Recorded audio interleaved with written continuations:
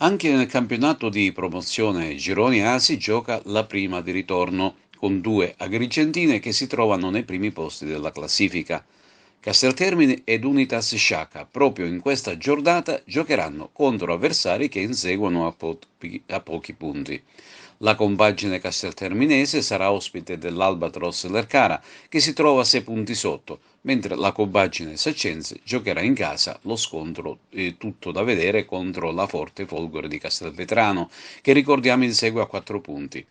In poche parole, sarà una giornata campale che potrebbe dare una prima sterzata all'attuale classifica generale.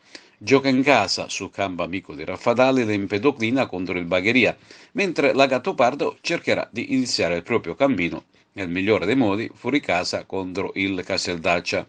Anche il Camarat di Renato Maggio intende iniziare l'anno positivamente, ma sul proprio campo attende il Lascari, avversario ostico e duro a morire, che cerca punti per salire ancora più in alto.